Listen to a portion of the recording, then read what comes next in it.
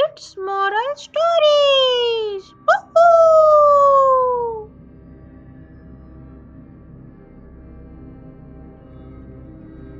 बच्चों के लिए एक रोमांचक और डरावनी कहानी बनाते हैं।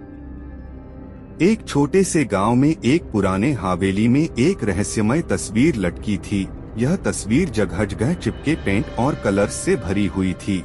उसमें एक महिला का चेहरा था, जिसकी आंखों में एक अजीब सी चमक थी, जैसे कि कोई उसे कहीं ले जाने की चाहत रखता हो। गांव के लोग कहते थे कि यह तस्वीर जिसे देखता है, वही रात को अपने हवेली के बाहर गांव की गलियों में घूमती है और फिर सुबह को वहां की जगह वापस आ जाती है।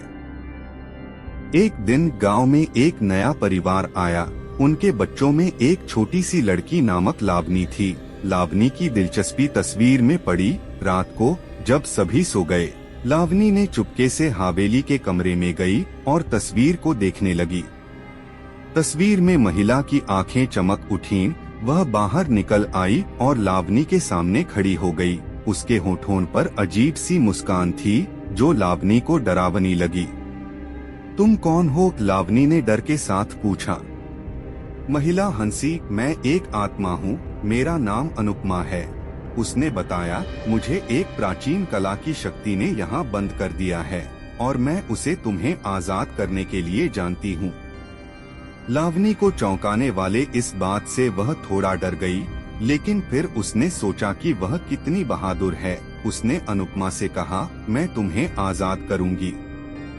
फिर दोनों ने मिलकर उस तस्वीर को तोड़ दिया।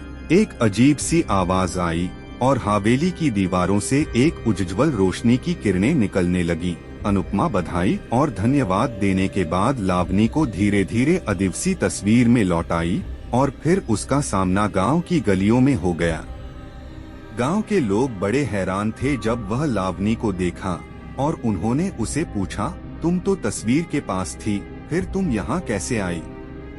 लावनी ने सभी को अपनी कहानी बताई और उन्होंने सबको चमत्कार के बारे में बताया। सभी लोग हैरान और आश्चर्यचकित थे, लेकिन वे भी खुश थे कि अनुपमा को आजादी मिल गई।